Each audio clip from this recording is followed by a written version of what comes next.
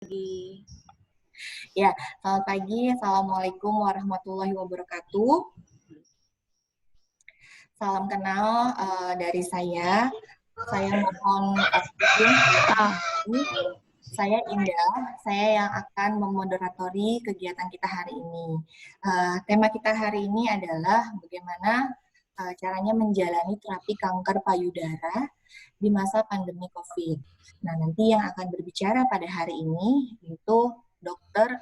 Budi Harapan Siregar, spesialis bedah onko, dan Dr. Dedianto Hengki, MGZ. Jadi nanti Bapak Ibu yang sudah memberikan pertanyaan melalui link pendaftaran yang sudah masuk di kami, nanti akan kami pilih pertanyaannya yang sesuai dengan tema, dan yang pertanyaannya yang mirip-mirip nanti mohon akan kami bacakan bersamaan. Jadi nanti bisa pertanyaannya kalau memang samaan, kita akan berikan jawaban yang bersama juga. Nah, terus sebelum acara dimulai, saya ingin memberikan tata cara ya untuk acara hari ini. Mungkin saya ingatkan kembali lagi kepada Bapak Ibu untuk mematikan atau mute handphonenya, silent ya, handphone di silent, supaya nanti kalau misalnya Bapak Ibu mau bertanya, diberikan kesempatan tidak ada gangguan suara seperti itu. Dan untuk berjalannya acara dengan baik, mohon tidak memberikan instruksi apapun, ya, suara apapun yang masuk pada saat semua narasumber memberikan materi. Seperti itu. Ya. Terus kemudian, bagi yang mau memberikan pertanyaan lanjutan, nanti boleh pertanyaannya diberikan di kolom chat ya, Bapak Ibu nanti mungkin bisa chat langsung di kolom chat, nanti ada tim kita yang akan memberikan feedback ya untuk pertanyaan Bapak Ibu semuanya. Tapi kalau pertanyaannya sama dengan yang sudah pernah disampaikan, mungkin kita tidak akan menjawab lagi ya Bapak Ibu, seperti itu. Kemudian acara ini akan berjalan dengan baik selama 2 jam ke depan. Jadi mohon Bapak Ibu kalau yang mau meninggalkan acara ini, kalau bisa videonya agak ditutup ya. Jadi tidak ada gambar yang masuk di kami. Seperti itu. Oke, mungkin acaranya kita bisa langsung aja dimulai. Tadi saya sudah menggunakan diri saya, nama saya Indah, saya perwakilan dari komunitas kanker yang ada di Indonesia. Kami merupakan Indonesia Cancer Care Community, salah satu komunitas kanker. Kami akan memberikan informasinya, mungkin dari Bapak Ibu ada yang belum mengetahui IC3 itu apa. Jadi IC3 ini merupakan komunitas kanker yang berdiri awalnya ini dari para survivor, para warrior cancer, keluarga, serta pemerhati dan relawan kanker yang memang membutuhkan informasi. Nah, di sini IC3 dibentuknya dari awalnya para survivor dan relawan serta keluarga pasien ini membutuhkan informasi. Di sini kita mencoba untuk mewadahi, membantu, memberikan informasi yang valid mengenai kanker. Jadi pastinya banyak ya zaman sekarang itu informasi-informasi tentang pengobatan kanker di mana-mana, namun kita belum mengetahui dengan jelas nih yang mana sih yang sebenarnya valid, mana sih yang enggak. Nah, di sini kita coba memfasilitasi informasi yang baik dan benar untuk para pasien dan keluarga pasien, seperti itu awalnya. Jadi kita sudah ada di Jabodetabek, kita juga ada di Medan, kita juga ada di Makassar, kita juga ada di Jogja, Bandung, Surabaya. Jadi kalau misalnya mau ikutan bergabung acara ataupun mau mendapatkan edukasi juga di daerah di luar Jabodetabek juga bisa, nanti kita bantu fasilitasi. Ya, visi misi kita tadi sudah saya informasikan bahwa kita itu menjadi wadah informasi dan edukasi yang baik dan benar untuk kanker. Kemudian kita juga memberikan informasi, selain itu kita juga membangun komunitas yang peduli akan kesehatan kanker. Jadi kita juga bekerja sama dengan beberapa komunitas kanker, dan kita juga bekerja sama dengan beberapa komunitas lainnya, agar semua bisa mendapatkan informasi yang benar mengenai kanker. Ya. Terus kemudian kita terbuka untuk siapapun, jadi bukan hanya untuk pasien sekeluarganya, ataupun juga mungkin yang mau bergabung orang sehat menjadi relawannya kita pun juga boleh, kita terbuka secara umumnya. Terus kita juga proaktif ya, kita juga selalu menanyakan kepada para anggota kita gitu kan, kalau memang ada informasi mengenai kesulitan mungkin mendapatkan obat atau mendapatkan pengobatan yang sekarang, apalagi zaman sekarang pandemi gitu kan, mau berobat juga mungkin dibatasi gitu kan, jadi nanti kita bisa membantu untuk memberikan informasinya seperti itu. Nah, ini kegiatan-kegiatan rutin yang biasa kita lakukan. Kita ada seminar awam ya, kemudian seminar awam ini kita lakukan di Jabodetabek itu sebulan sekali. Kemudian sebulan sekali pada saat sebelum COVID ya. Untuk saat ini setelah COVID kita memang mengadakan kegiatannya semuanya online. Sementara waktu karena kita tidak boleh berkumpul dalam ruang lingkup yang membutuhkan banyak orang, kita nggak boleh berkumpul, jadi untuk sementara semua kegiatannya di online kan semua. Terus kemudian juga kita untuk saat ini belum ada hospital visit, dan kita juga biasanya setiap akhir tahun suka ada gathering pasien dan keluarga pasien. Ya. Terus kita juga program ada IC3 Goes to Campus dan IC3 Goes to Office, di mana kita tuh mau memberikan awareness, ya, kita memberikan edukasi kepada masyarakat awam yang sehat ya. Jadi kita ingin memberikan deteksi dini lebih awal kepada masyarakat awam agar jika mereka mengetahui ada sesuatu hal di dalam tubuhnya yang mungkin tidak normal, mereka sudah bisa langsung memeriksakan dirinya langsung ke dokter. Jadi kita memberikan informasi kalau ada sesuatu hal bisa langsung ke medis, bukan ke pengobatan alternatif seperti itu.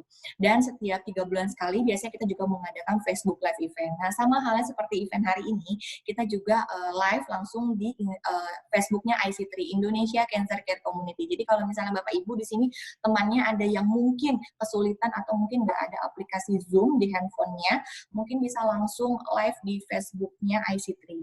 Jadi acara hari ini langsung live, bisa bersamaan lihat ya. Terus kemudian kita juga terbuka bagi Bapak Ibu yang mungkin tenaga medis atau mungkin mahasiswa-mahasiswi di sini yang ikut join hari ini bisa ikutan juga menjadi relawan kita. Ya, nah salah satu informasi yang kita berikan ya wadahnya itu ada di website kita di www.ic3.id, di mana Bapak Ibu di sini bisa melihat dengan jelas mengenai kanker seluruhnya. Jadi mau tahu tentang nutrisi kanker bisa ada di website kita, mau tahu event kita di mana aja, mau tahu rumah sakit ya, itu bisa. Jadi misalnya Bapak Ibu punya rekan atau punya keluarga di daerah ya di seluruh Indonesia, pengen tahu nih berobat di rumah sakit mana ya yang ada dokter bedah onkologinya. Nah, ini di sini bisa dicek ya, dilihat, kita memberikan rekomendasi. Dan kita juga bergabung dengan beberapa komunitas kanker lainnya di seluruh Indonesia, juga di sini bisa dilihat ya.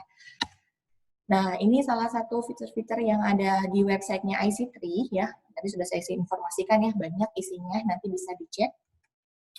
Nah, ini event-event yang sudah pernah kita lakukan, ada artikel yang sudah pernah kita upload di website kita ya, berisi tentang kanker ya, dan biasanya kita juga di Instagram kita serta Facebook kita memberikan awareness dalam bentuk edukasi yang berseri. Misalnya kita sesuaikan dengan bulannya. Contoh, bulan Januari ini merupakan bulannya kanker serviks, di mana selama 1 bulan ini kita akan memberikan edukasi mengenai kanker serviks. Jadi Bapak Ibu tidak akan pernah ketinggalan informasi mengenai kanker kalau misalnya Bapak Ibu follow ya beberapa sosial media kita. Tadi sudah saya sebutkan bahwa di sini ada websitenya www.iccc.id ya. Bisa dicek di sini. Terus kemudian juga ada Google Play-nya Indonesia Cancer Care Community, ada Facebook-nya ICCC Indonesia Cancer Care Community, dan Instagram-nya. Pastikan di sini Bapak Ibu sudah pada ini semua ya, sudah pada canggih semua nih, sudah pastinya punya Instagram. Bisa follow Instagram kita di @ic3.id. Seperti itu ya, nanti biar nggak ketinggalan informasinya. Nah, kalau misalnya Bapak Ibu tadi buka website kita, di situ ada menu untuk registrasi menjadi member IC3, itu free, nanti bisa masukkan data dan masukkan alamat email. Mohon alamat email itu diberikan alamat email pribadi, karena nanti kita akan mengirimkan kode virtual member card, di mana fungsinya adalah virtual member card itu akan digunakan untuk merchant-merchant yang bekerja sama dengan IC3. Contoh, kita bekerja sama dengan laboratorium Prodia, dan kita bekerja sama dengan berbagai macam lainnya yang tidak bisa saya sebutkan satu persatu di sini. Nanti bisa digunakan kartu tersebut untuk Bapak Ibu gunakan ya. Jadi benefit dari kartunya tersebut bisa digunakan di merchant kita untuk mendapatkan diskon.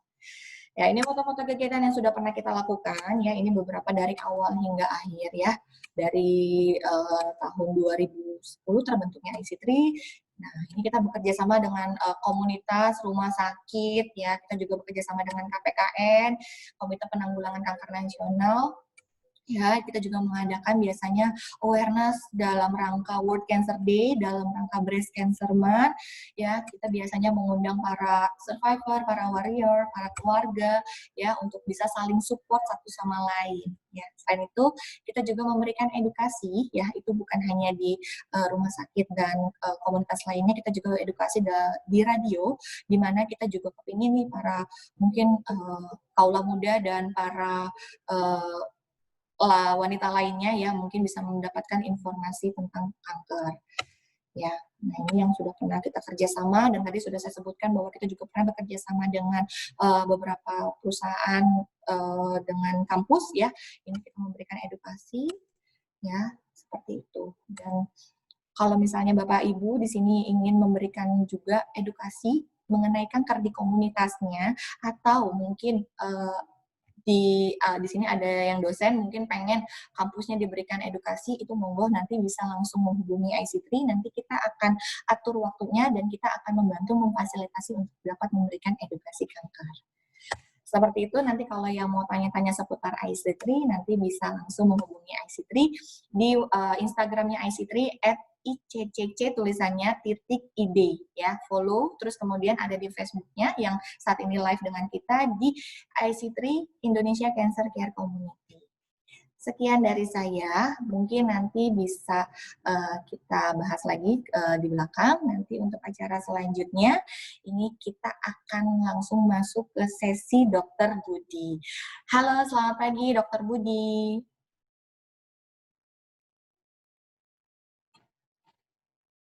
Halo dok, selamat pagi. Pagi Mbak Ida. Iya, apa kabarnya dok? Alhamdulillah sehat-sehat aja nih. Alhamdulillah sehat ya dok ya. Baik dok, mungkin dokter mau menyapa dulu? Ya, selamat pagi kepada rekan-rekan breast cancer semuanya dan semuanya hari ini. Terima kasih juga untuk PT KLB. Untuk pagi ini kita bisa berbagi ilmu mengenai pengobatan breast cancer pada era COVID nih, yang sampai saat ini belum bisa ditemukan vaksinnya. Ya, baik. Wah, kayaknya udah pada siap semua nih dok, nunggu. Ya dokter, mungkin bisa langsung dok memberikan materinya. Oke, kita mulai ya Mbak Ida. Ya, boleh dok, silakan.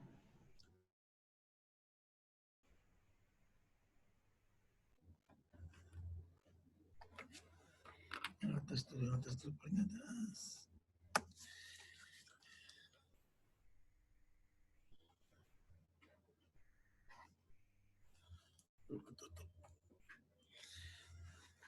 Ya, selamat pagi para survivor breast cancer yang saya cintai.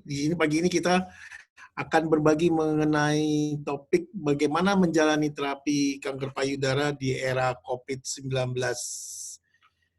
Ya, outline yang pertama mengenai pendahuluan, yang kedua akan mengenai kanker payudara sendiri, kita bisa mereview. Yang ketiga mengenai pengobatan di era COVID-nya.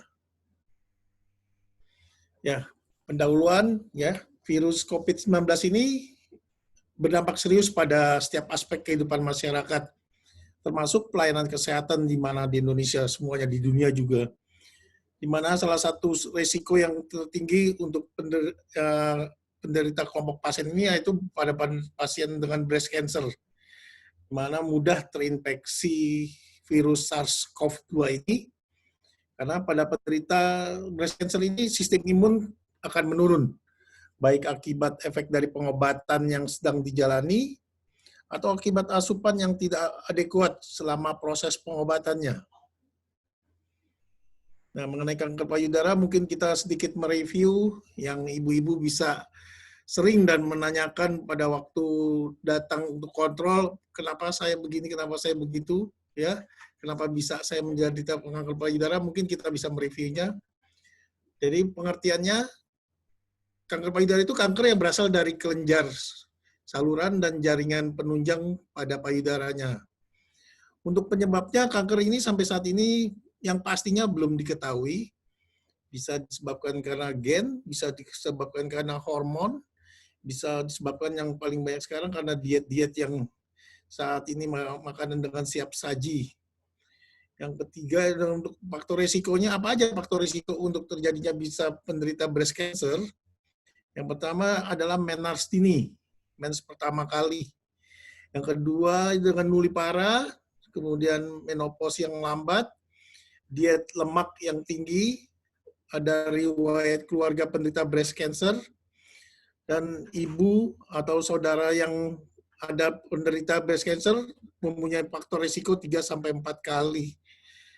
Untuk faktor risiko yang lain, kita bisa lihat dengan usia makin lanjut, haid pertama pada usia kurang dari 12 tahun, menopause lambat lebih dari 50 tahun, wanita-wanita tidak pernah melahirkan atau tidak menikah, anak pertama yang dilahirkan setelah usia 35 tahun, wanita yang tidak pernah menyusui anaknya, pernah operasi payudara sebelumnya, dan ada keluarga yang menderita, pernah radiasi di daerah dada, dan pernah terapi hormon yang lama.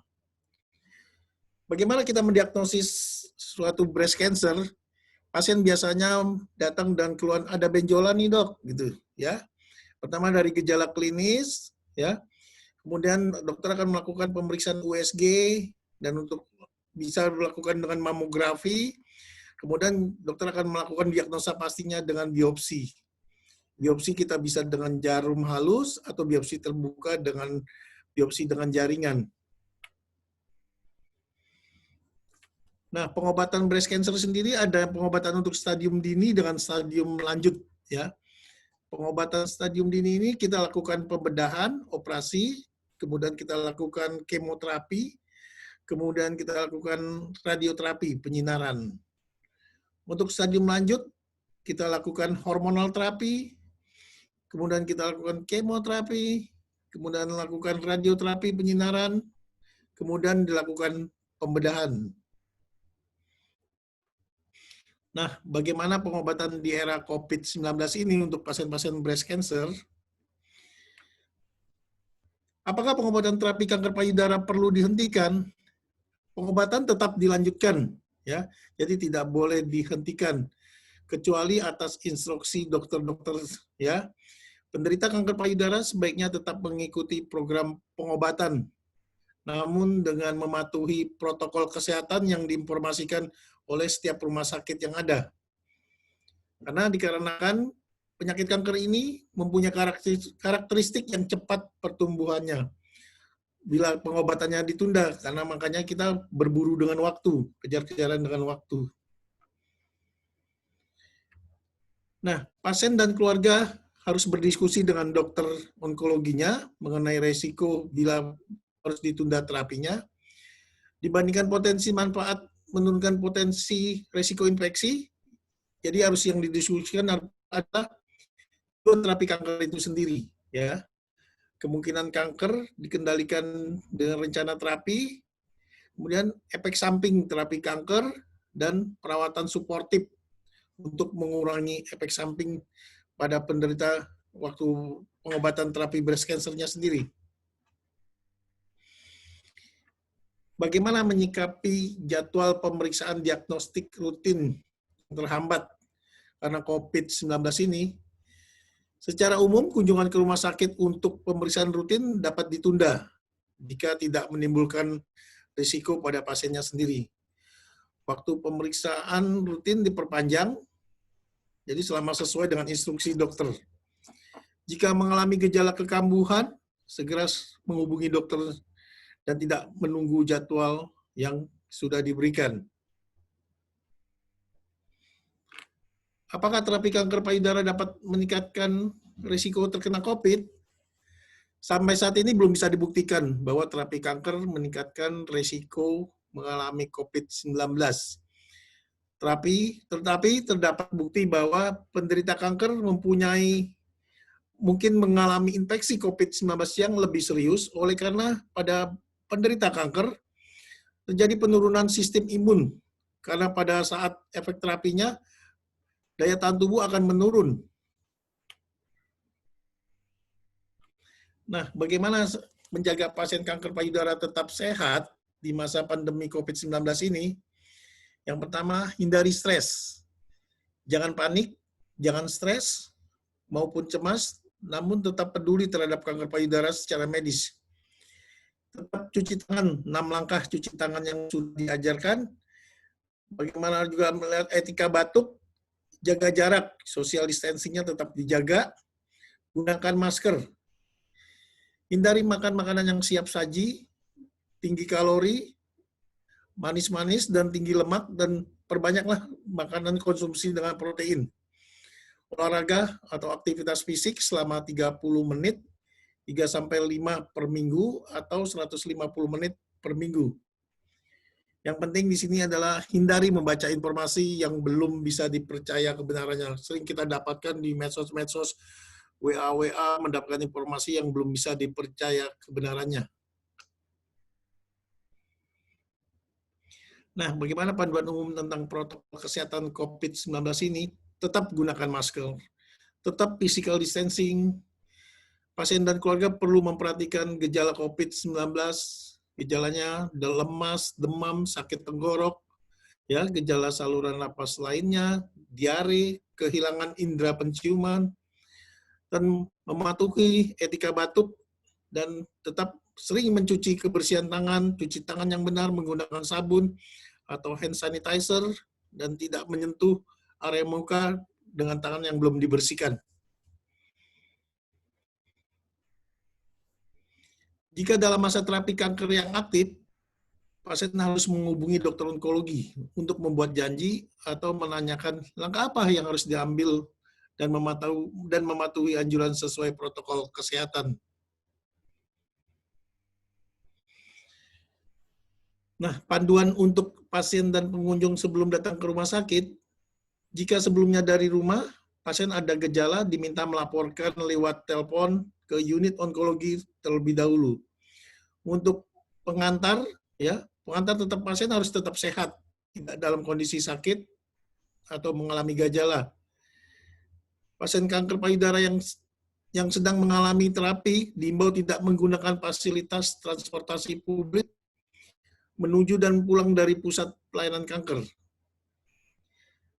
Saat di ruang tunggu, manfaatkan fasilitas cuci tangan yang ada, memakai hand sanitizer dan sabun cuci tangan, dan masker tetap dipakai.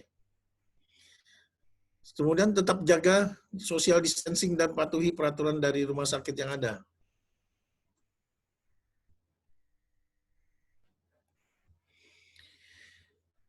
Diskusikan dengan dokter dan perawat Anda tentang jadwal kunjungan dan jadwal terapi selanjutnya. Bagaimana screening untuk mengurangi transmisi COVID-19 pada pasien breast cancer?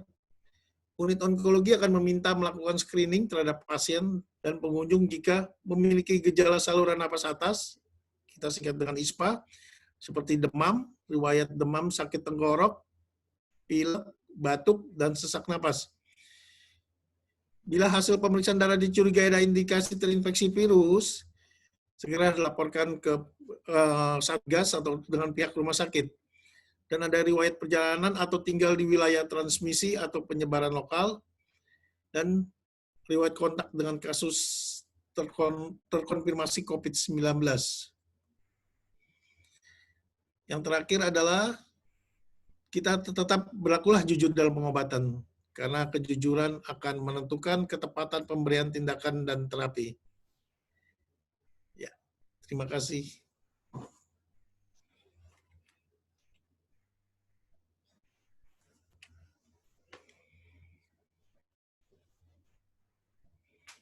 Ya, terima kasih Mbak Ida. Ya, baik. Terima kasih, Dok. Nanti selanjutnya kita pertanyaannya nanti sesinya setelah semua narasumber berbicara ya, Dok ya. Mohon izin dulu, mungkin kita bisa panggil Dokter Dedi. Dokter Dedi. Iya, Selamat pagi, Dok. selamat pagi Mbak Indah. Selamat pagi Iya. Dokter Budi dan Selamat Bapak Ibu pagi, Dr. semuanya. Budi. Sehat, Dokter? Sehat. Puji Sehat. Tuhan, terima kasih. Baik, baik Dokter Dedi mungkin nanti bisa dibantu Dok nih. Tadi dari Dokter Budi sudah memberikan informasi seputar kanker payudara. Dokter Dedi mungkin bisa memberikan informasi seputar nutrisinya Dok untuk pasien-pasien yang ada di rumah. Oke, baik. Saya coba share screen dulu ya. Boleh, silakan Dok.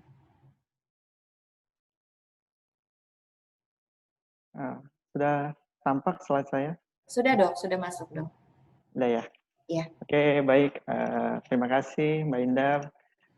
Selamat pagi Bapak Ibu semuanya, para survivor cancer payudara. Hari ini saya akan mencoba sedikit sharing, melanjutkan mungkin sharing yang telah dibawakan oleh Dr. Budi Harapan, di mana Dr. Budi tadi sudah banyak bicara tentang protokol-protokol pada pasien-pasien kanker, terutama pada era COVID. Kalau saya mungkin lebih banyak membicarakan tentang makan aja ya. Jadi hubungannya antara makan dan kaitannya dengan menjaga imunitas dengan pola makan yang sehat, khususnya bagi pasien-pasien yang mengidap kanker, termasuk adalah pasien kanker payudara. Jadi sebenarnya secara umum tidak ada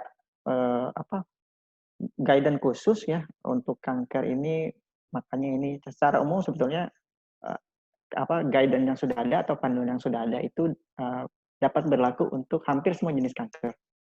Jadi nanti saya akan memberikan korelasi bagaimana gizi yang baik dengan pola makan yang sehat itu dapat menjaga imunitas tubuh kita sehingga sebagai survivor kanker kita menjadi lebih kuat ya terhadap varian atau paparan infeksi apapun, termasuk yang sedang pandemi saat ini itu infeksi COVID-19.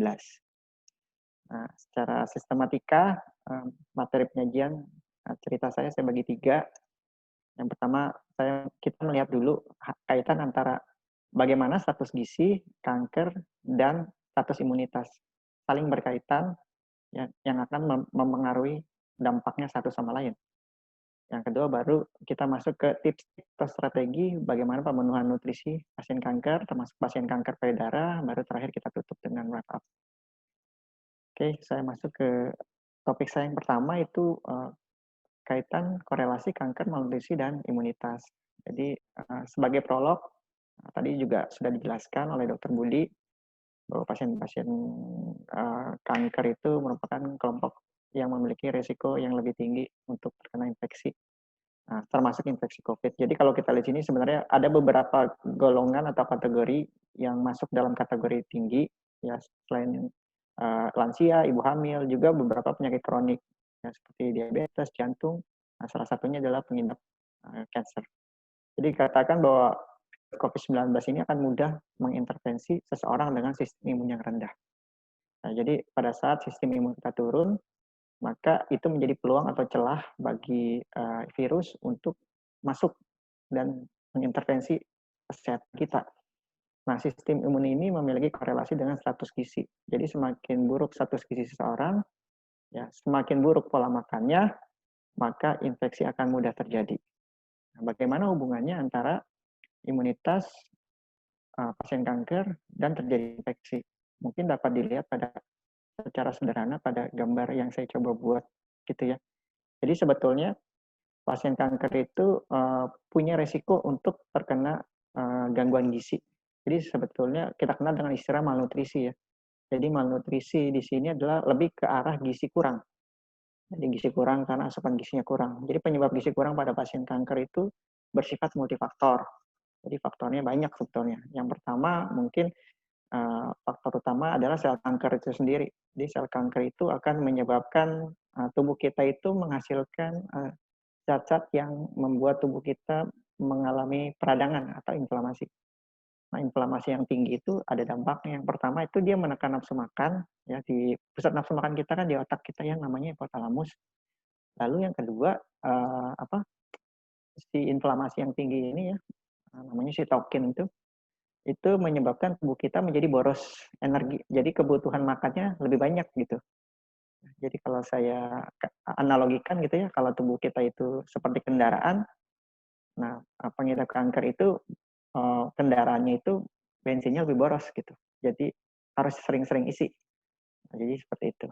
Nah, lalu juga mungkin ada dampaknya juga dari faktor terapi yang menyebabkan mual muntah misalnya. Jadi mual muntah kan menyebabkan asupan makan juga terganggu.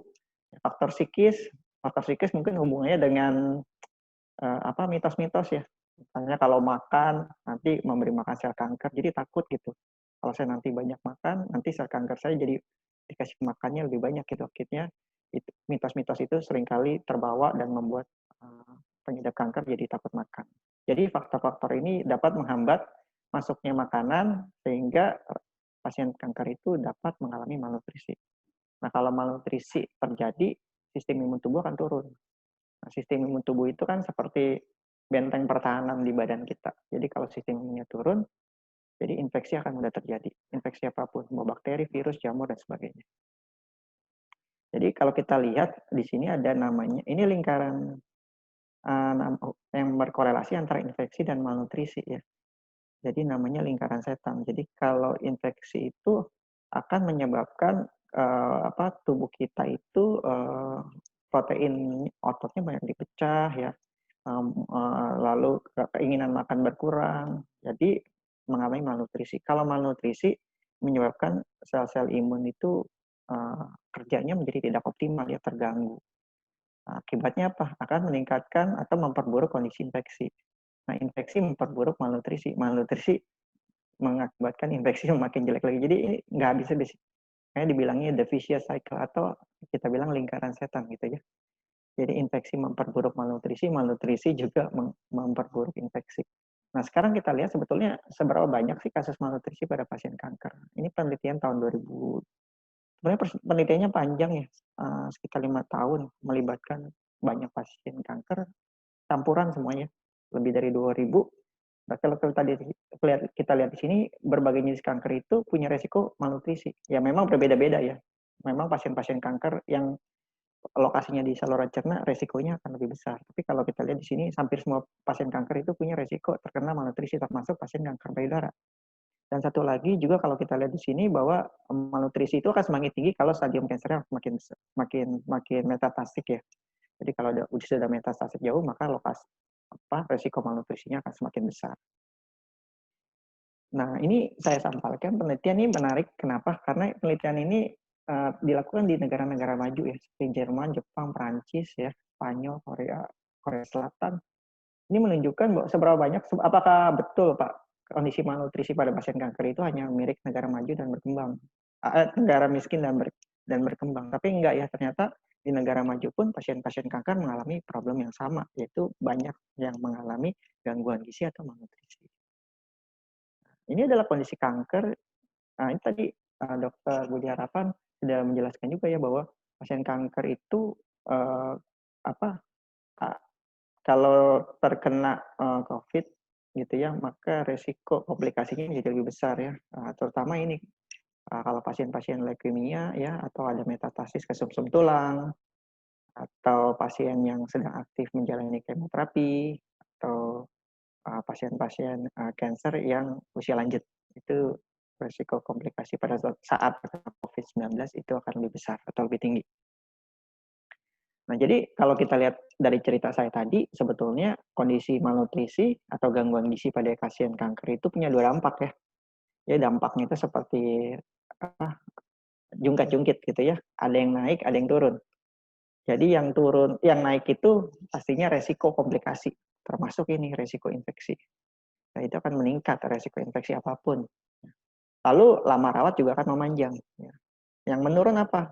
Kualitas hidup, ya, respon terapi. Jadi kemoterapi pada pasien yang mengalami malnutrisi itu efektivitasnya dapat terhambat atau terganggu atau bahkan tertunda gitu ya.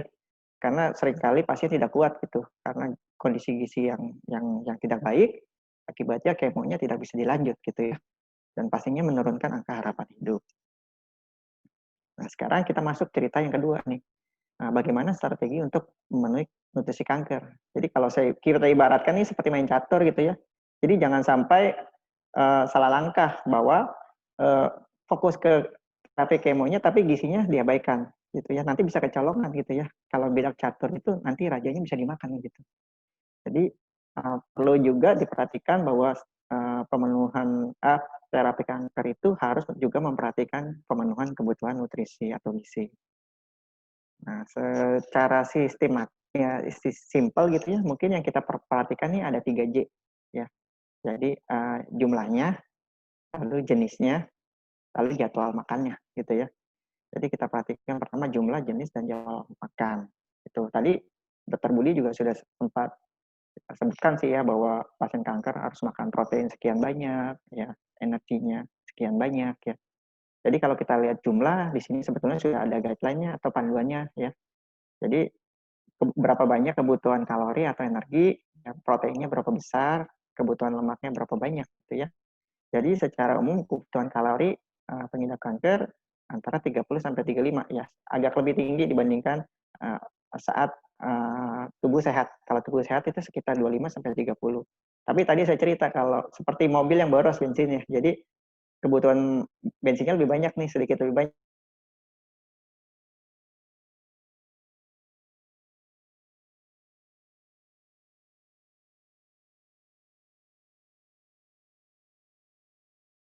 Jadi kalau berat badannya biasanya 50, terus 50.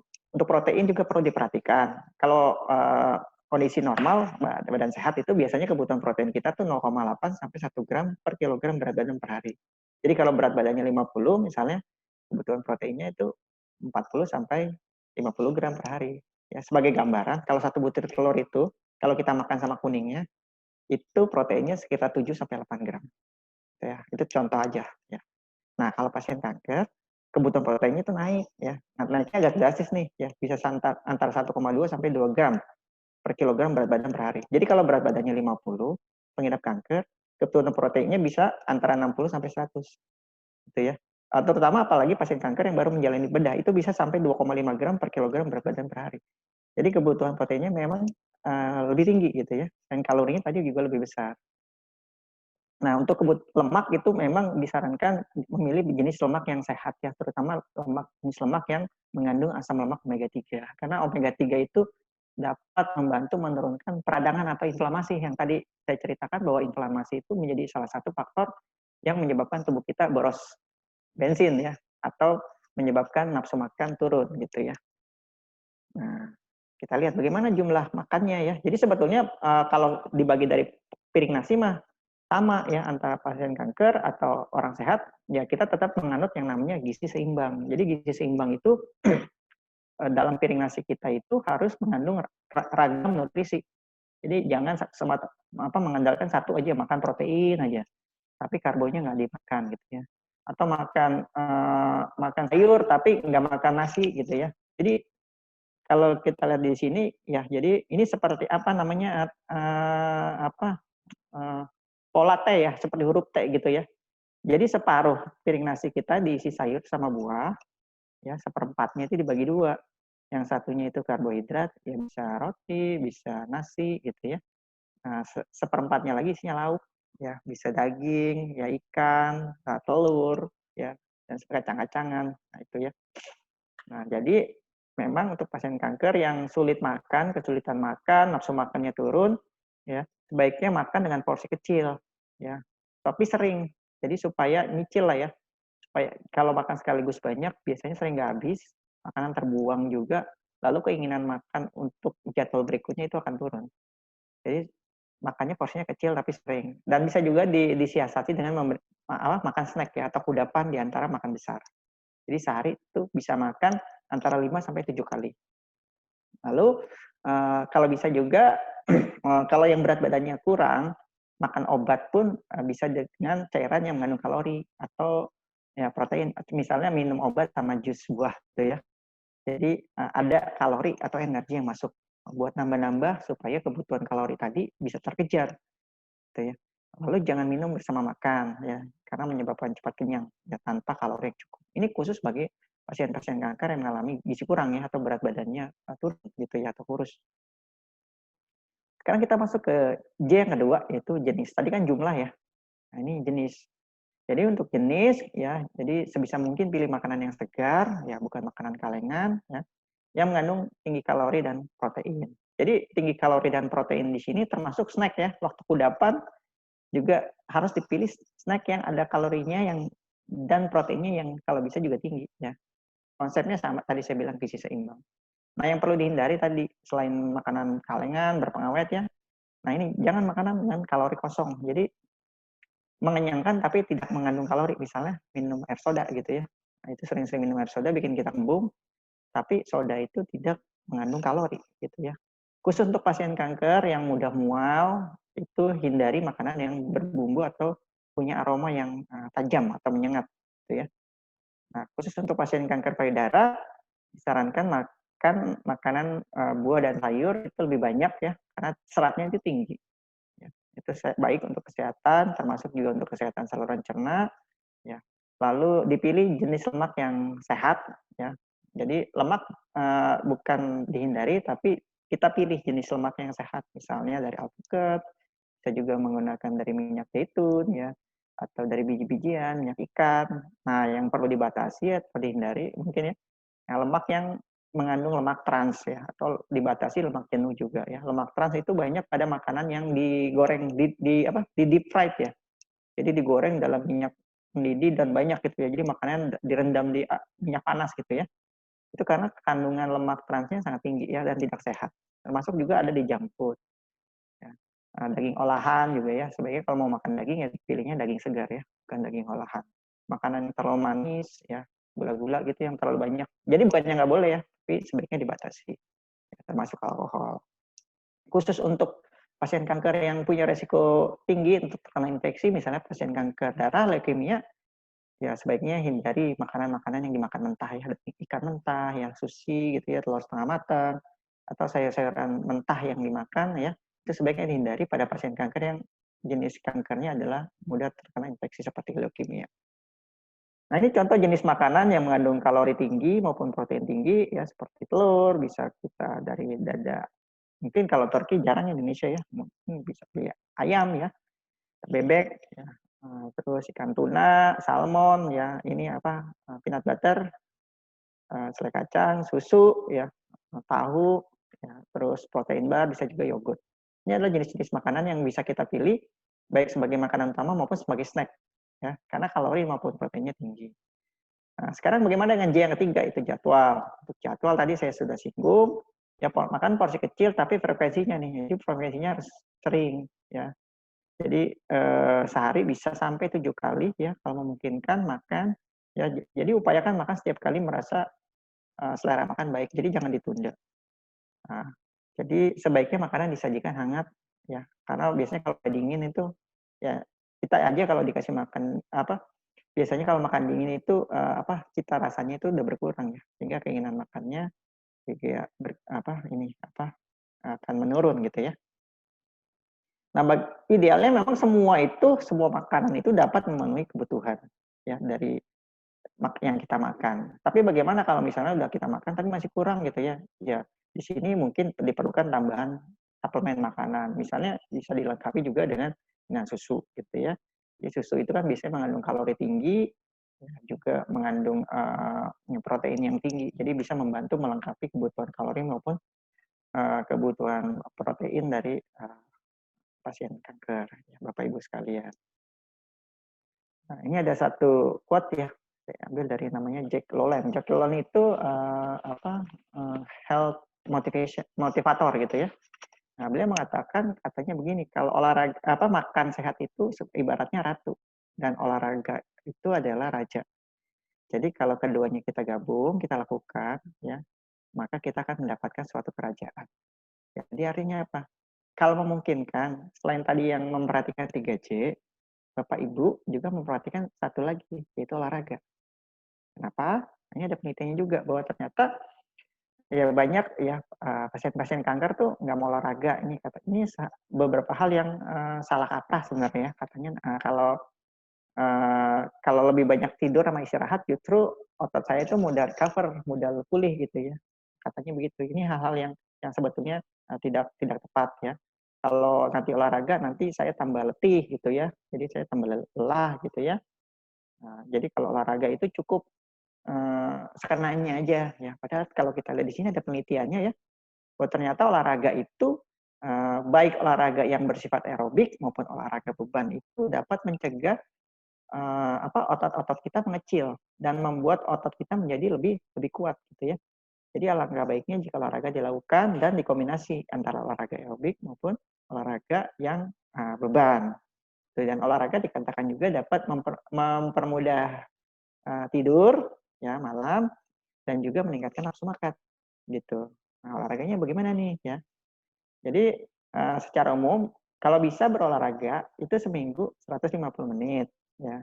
Tapi ini ada satu saran gitu ya. Jadi katanya kalau untuk pasien kanker olahraga itu seminggu 3 sampai 4 kali ya. Jadi olahraganya itu jalan ya. Sekali jalan itu 10 sampai 15 menit. Ya kan sekarang nggak bisa jalan-jalan jauh.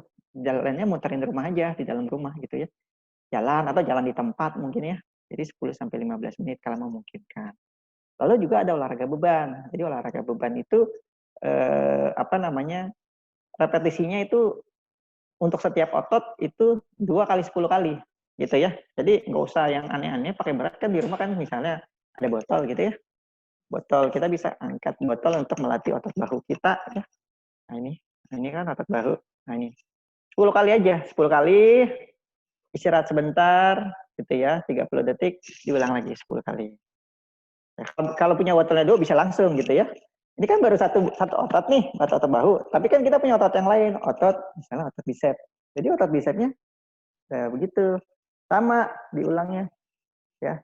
Ini ulang gini. Ya, 10 kali. Nanti kita lengan kan ada tricep. Jadi kita balik. Yang penting ada yang diangkat. Nanti kalau memungkinkan olahraga kaki juga dilatih di olahraganya naik turun aja squat pelan gitu ya. Nah, jadi aerobiknya dilatih, ototnya dilatih supaya otot tubuh itu tidak mengecil dan olahraga beban itu melatih sendi kita tuh menjadi lebih sehat ya, tidak mudah kaku gitu ya. Dan tentu saja semua itu butuh keterlibatan dari keluarga, dari caregiver ya. Jadi ya kalau di sini ada peserta keluarga yang ikut juga ya mungkin pasien kanker itu juga dibantu. Jadi pada saat olahraga ya olahraganya bareng supaya termotivasi ya. Jadi harus melibatkan keluarga juga ya termasuk dalam mengolah makanan supaya disajikan lebih menarik ya. Jadi dimakannya juga lebih semangat gitu ya. Nah, saya rasa ini slide saya yang terakhir ya. Jadi kondisi kanker itu jika mengalami malnutrisi ya itu punya berbagai banyak dampak, dapat menurunkan aktivitas terapi, meningkatkan risiko infeksi ya. Jadi perhatikan ya pemberian nutrisi yang baik adalah dengan memperhatikan jumlah, perhatikan jenis, perhatikan jadwal, dan akan lengkap jika disertai olahraga. Sehingga semuanya akan menjaga imunitas kita dan tidak mudah terkena infeksi apapun termasuk COVID-19. Saya demikian materi saya. Jadi terakhir being well nourished, jadi kondisi nutrisi yang baik itu akan meningkatkan survival maupun prognosis yang lebih bagus bagi pasien kanker. Terima kasih. Saya kembalikan kepada Mbak Indah. Baik, terima kasih sekali dok. Materinya sangat bagus ya. Baik, nanti pertanyaan sudah ada yang masuk dok. Nanti mohon bersabar. Ini ada satu lagi informasi seputar produknya ya dok ya, nutrisinya. Ini mungkin bisa kita panggil Mbak Alfi. Halo Mbak Alfi. Pagi Mbak Indah. Iya, Mbak Alfi mau infoin apa nih Mbak? Ini saya sedikit sharing tentang Nutriken-nya ya. Boleh? Boleh Mbak, silakan. Untuk slide-nya udah muncul ya? Belum Untuk muncul. slide-nya.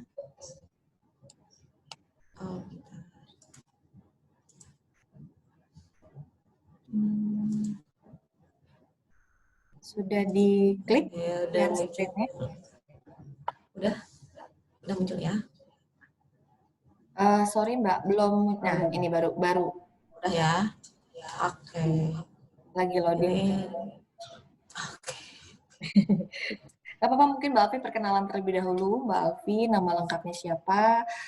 Masih single atau sudah ada pasangannya? Mungkin ibu-ibu di sini, Bapak Ibu belum tahu. Oke, semuanya selamat pagi Bapak Ibu semua. Sebelumnya perkenalkan, saya Alfi dari Kalbe. Mungkin pagi ini kita akan sharing tentang Nutriken-nya. Mungkin dari Bapak Ibu udah pernah ada yang mengenal apa itu Nutriken.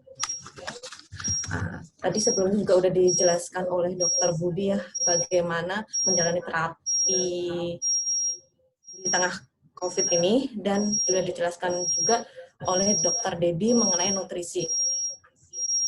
Nah, nutrisi yang baik tuh fungsinya untuk apa sih sebenarnya gitu? Mbak Alfi, maaf, iya? Suaranya ada bunyi-bunyi di. Oke. Udah. Maaf, Udah. ya, boleh. Sorry ya, saya lanjut ya.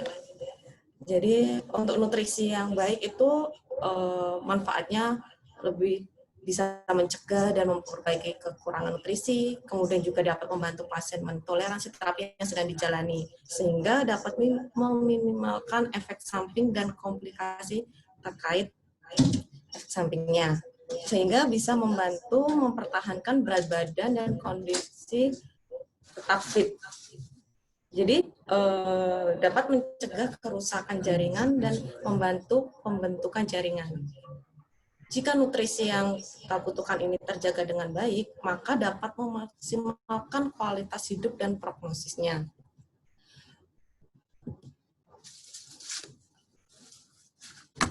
Oke, setiap orang mempunyai kebutuhan nutrisi yang cukup, sedangkan untuk pasien-pasien kanker akan membutuhkan kebutuhan yang lebih, seperti kebutuhan kalorinya itu akan mengalami peningkatan menjadi 30-35 kilokalori per kilogram berat badan per harinya. Mungkin ini tadi sudah dijelaskan oleh Dr. Dedi ya, untuk peningkatan kebutuhan kalori dan proteinnya.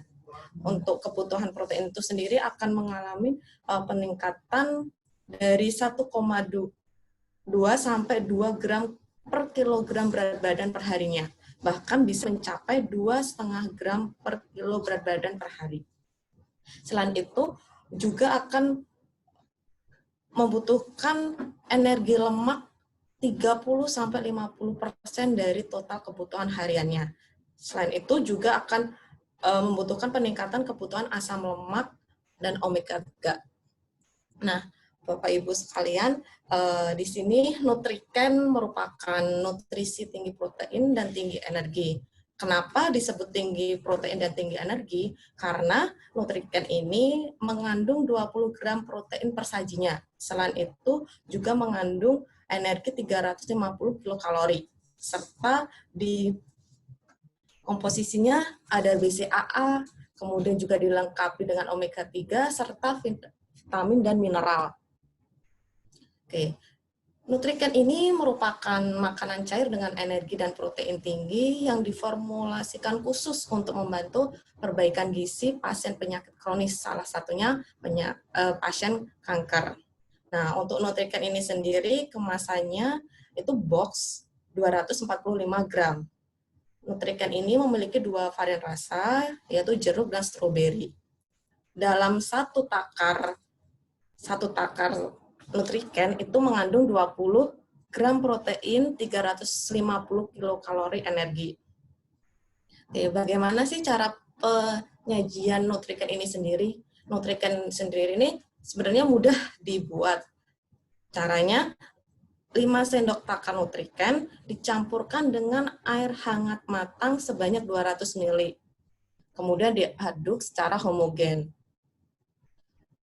Untuk mempermudah kita mencampurkan Nutriken ini bisa dibantu dengan menggunakan tumbler untuk shake atau pengocok, tapi tidak disarankan atau tidak diperbolehkan menggunakan mixer, microwave, atau blender karena ditakutkan akan menimbulkan panas yang berlebih sehingga akan merusak kandungan protein yang ada di dalam Nutriken ini sendiri.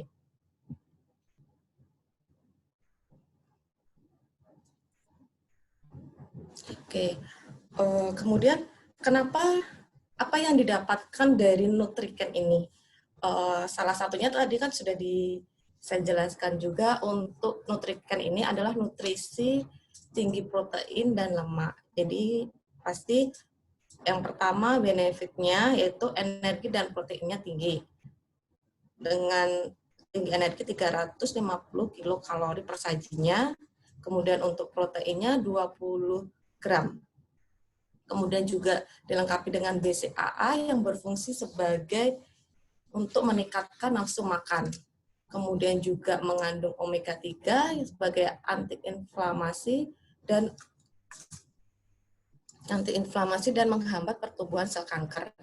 Selain itu juga mengandung FOS yang merupakan prebiotik yang membantu proses penyerapan nutrisi dalam saluran cerna. Juga dilengkapi dengan mineral dan vitamin sebagai antioksidan. Kemudian dan Nutriken ini mudah digunakan, bisa melalui oral maupun sonde. Kemudian di tengah pandemi COVID saat ini, kita diharuskan untuk menjaga sistem imun. Nah, untuk Nutriken ini sendiri sudah dilengkapi dengan BCAA, kemudian juga ada omega 3 sebagai antiinflamasinya. Jadi Nutriken ini juga dapat membantu kita menjaga sistem imun, terutama untuk pasien-pasien yang sedang menjalani terapinya seperti kemoterapi, kemudian radiasi maupun targeting terapi.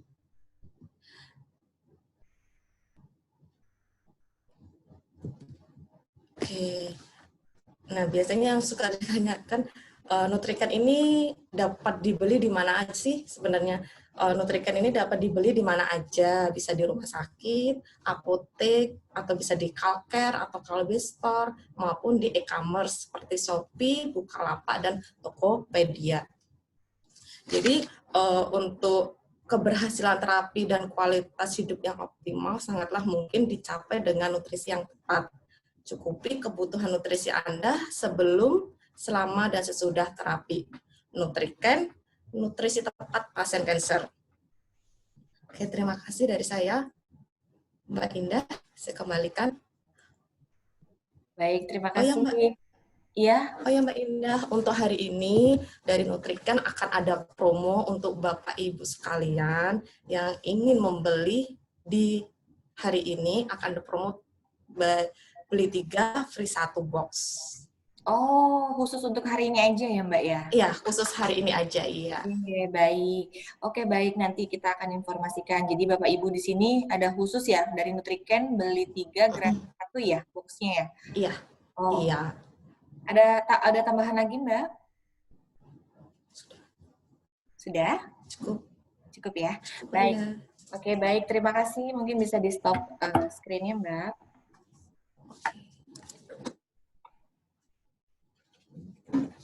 Oke, baik, terima kasih Bapak Ibu semuanya. Oke, kita akan langsung masuk di sesi tanya jawab, di mana saya akan membacakan terlebih dahulu pertanyaan-pertanyaan yang sudah masuk ya sebelumnya. Kita akan mulai. Pertanyaan ini akan diberikan oleh kepada Dr. Budi dari Ibu Kiki Sri Rezeki. Ya, ini pertanyaannya seperti ini Dok. Untuk menjalani terapi SPT kemo, radiasi, apakah pasien wajib melakukan rapid test terlebih dahulu? Jika ya, bagaimana prosedurnya? Dan apakah rapid test PCR khusus pasien kanker yang sedang menjalani terapi di cover oleh BPJS? Apakah setiap kali mulai terapi harus rapid test lagi mengingat biayanya yang cukup mahal, apalagi kalau kemo dan radiasi? Mohon bantuannya, Dok. Maaf dok, bisa di unmute terlebih dahulu?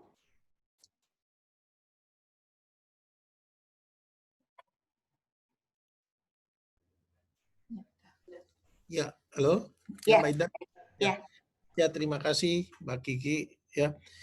Ya, sekarang memang pasien-pasien sebelum melakukan kemo, kita lakukan pemeriksaan minimal memang rapid test dulu. Ya, untuk rapid test ini rumah sakit memang untuk di rumah sakit itu juga sekarang ditanggung BPJS. Dan rapid test misalnya negatif, kita rapid test negatif, kita sarankan untuk tetap melakukan kemoterapi. Oh, oke. Baik. Jadi kalau yang teman-teman yang mau menjalani kemoterapi, ini memang diharuskan menjalani rapid test terlebih dahulu ya dok ya, mengikuti Minimal rapid prosedur test. yang ada. Ya, baik. Dan ini ditanggung benar ya dok ya, oleh rumah sakit ya dok ya untuk pemeriksaannya. Oke, baik. Jadi kalau misalnya nih dok, ini mungkin seperti ini dok, mengingat kalau kemo dan radiasi ini kan waktunya ini kan biasanya ada jadwal kontrolnya ya dok ya, seperti itu, ada siklusnya. Nah, maksudnya mungkin apakah nanti yang keduanya harus menjalani rapid test lagi atau tidak nih dok? Ya, itu sebelum menjalani, kalau untuk radiasi kan setiap hari ya.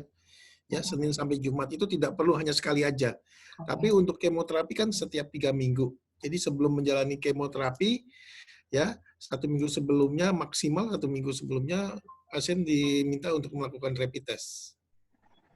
Oke. Oke, baik. Semoga menjawab untuk Ibu Kiki.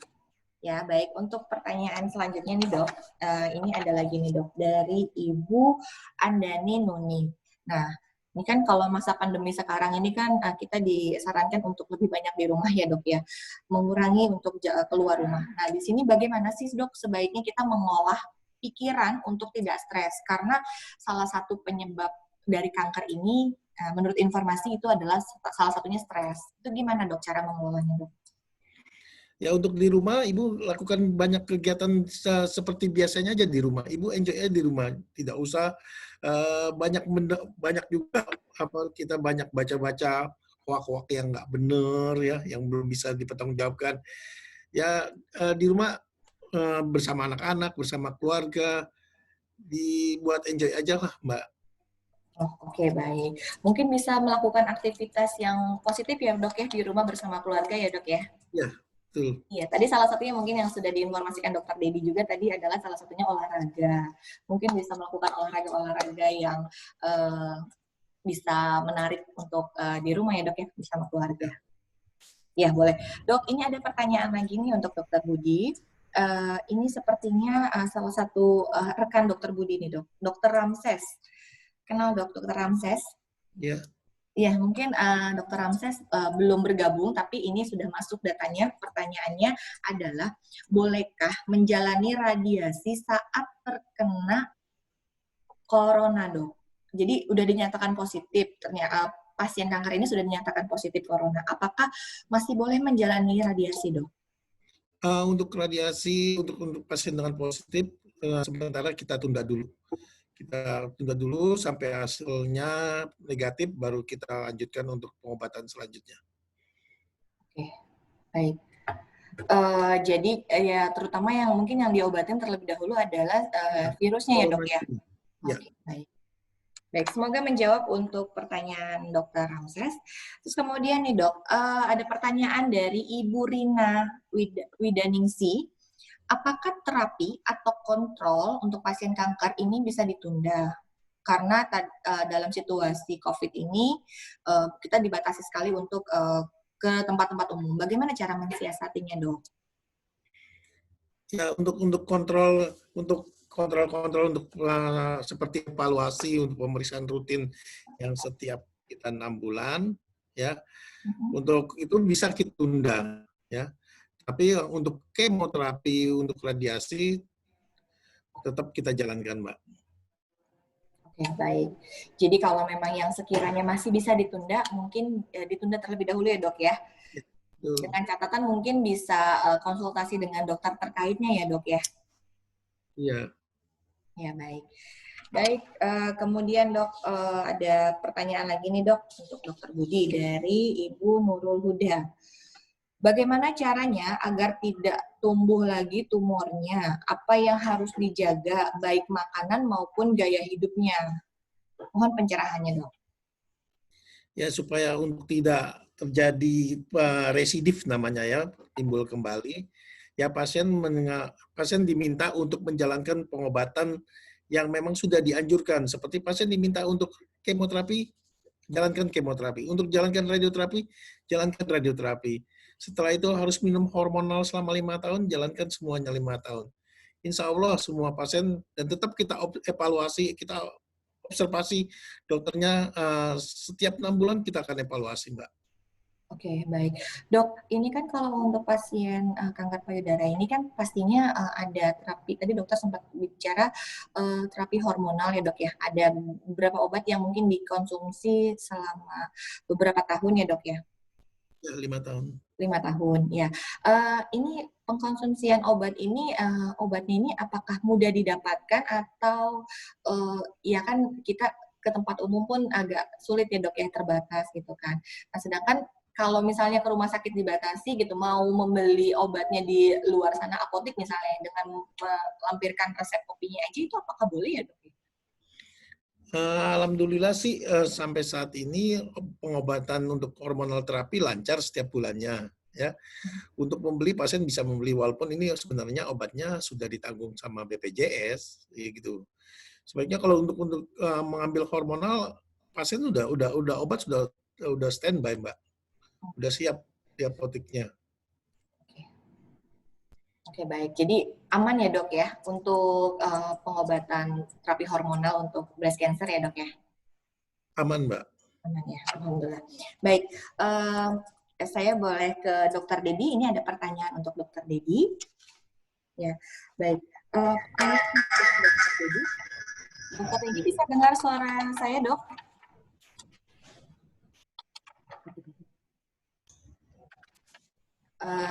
Tadi saya dapat informasi dokter Didi tidak bisa mendengar suara saya.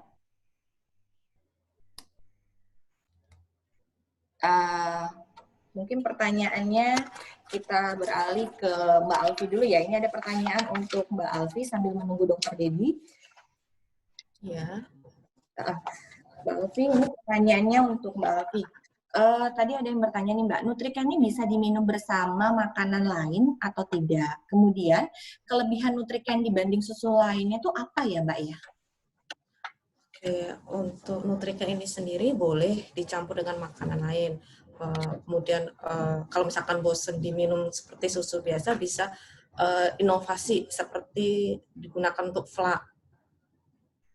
Kemudian Nutrikan ini kelebihannya seperti yang sudah saya sampaikan tadi, bahwa Nutrikan ini adalah tinggi protein, tinggi kalori, kemudian juga mengandung BCAA, omega 3 dan FOS. Dan ada mineral dan vitaminnya.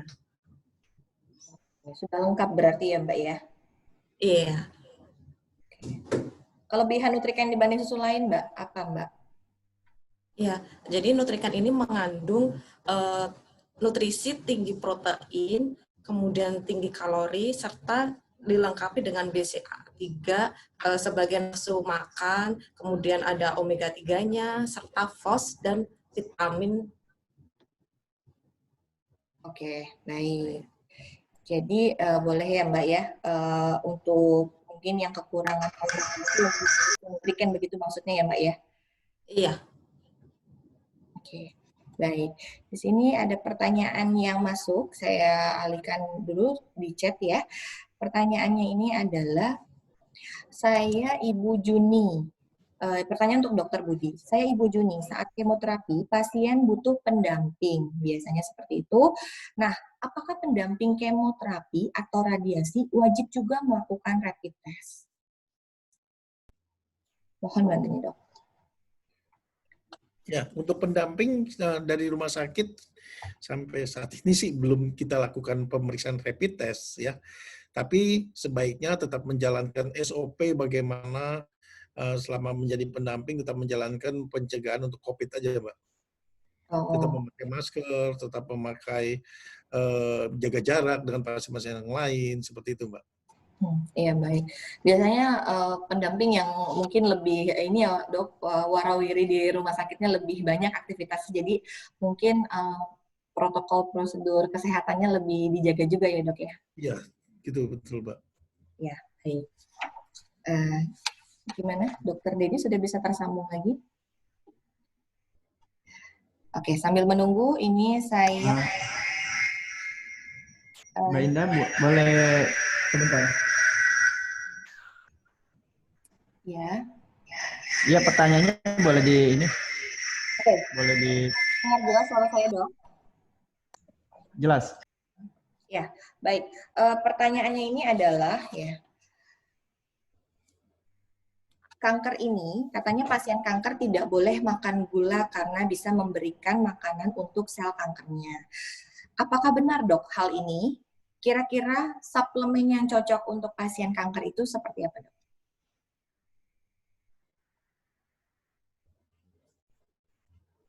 Halo? Dokter Dedi? Halo dok, bisa dengar jelas suara saya? Halo? Sepertinya ada gangguan lagi, Dokter Dedi. Suara saya bisa terdengar sekarang? Dengar jelas, dok. Oke. Ya, jadi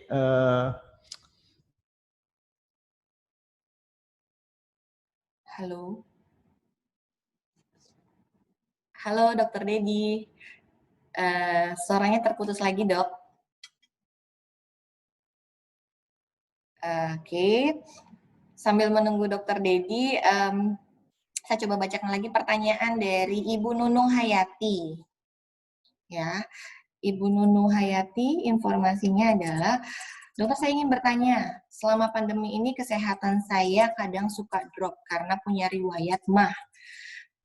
Sudah datang ke dokter di beberapa klinik, namun banyak yang menyarankan untuk langsung datang ke dokter Budi. Nah, kira-kira solusinya bagaimana ya dok? Kondisi saat ini kunjungan ke rumah sakit kan memang sangat dibatasi karena saya termasuk golongan yang rentan terkena COVID. Nah, bagaimana nih dok tanggapannya dok? Silakan dokter Budi. Dok, di unmute terlebih dahulu dok.